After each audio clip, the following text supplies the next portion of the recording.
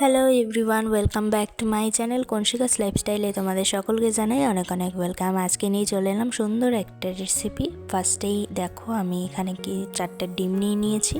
তো ডিমগুলোকে ভালো করে সিদ্ধ করে নিয়েছিলাম আমি। তো আজকের এই রেসিপিটা তোমরা কিন্তু ঘরে বসে চটজলদি করে নিতে পারবে।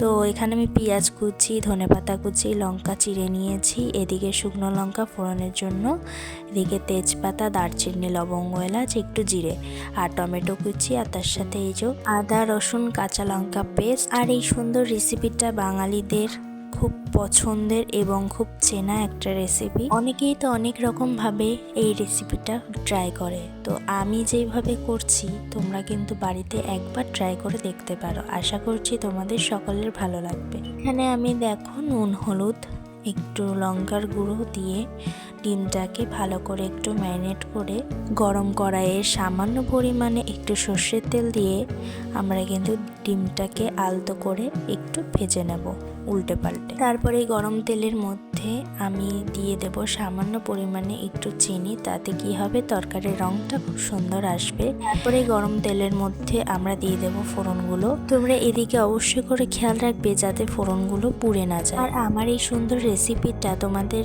যদি ভালো লেগে থাকে অবশ্যই কমেন্টের মাধ্যমে কিন্তু আমাকে জানাতে ভুলো না। আর এই সুন্দর রেসিপিটা কারা কারা ট্রাই করেছো অবশ্যই কিন্তু আমাকে সেটা কমেন্টে জানিও। তো এরপর আমরা কিন্তু কড়াইতে কুচনো পেঁয়াজগুলো কিন্তু দিয়ে দিয়েছি। এবার এটা লাল লাল করে ফ্রাই করে নেব।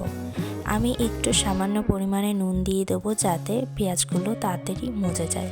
এই দুর্দান্ত ডিমের কালিয়া রেসিপিটা কিন্তু গরম ভাতের সাথে দারুণ লাগে। আমি এখানে চিড়ে রাখা কাঁচা লঙ্কাগুলো দিয়ে দিয়েছি, তারপরে দিয়ে দিয়েছি কুচানো টমেটো। এবার এই মিশ্রণগুলোকে ভালো করে আমি ভেজে নিচ্ছি।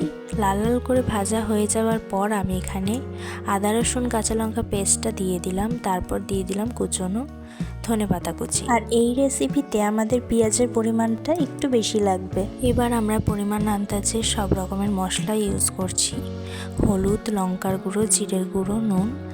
তো আমরা এই মশলাগুলো দিয়ে ভালোভাবে নাড়াচাড়া করে নেব। এবার যখন এই মিশ্রণ থেকে হালকা তেল ছেড়ে আসবে আমরা জল দিয়ে কষিয়ে নেব। আর তারপরে এই ভাজা ডিমগুলো এই কষানোর তরকারির মধ্যে আমরা কিন্তু দিয়ে দেব আর উল্টে পাল্টে নেব। একটা ছোট্ট টিপস তোমাদের জন্য, তরকারি কিন্তু যত কষাবে তরকারির স্বাদ কিন্তু অন্যরকম। আমার এখানে তরকারি কষানো হয়ে গেছে, এরপরে আমরা উপর দিয়ে ছড়িয়ে দেব কস্তুরি মেথি। তো আমার কিন্তু রেডি গরম গরম ডিমের কালিয়া।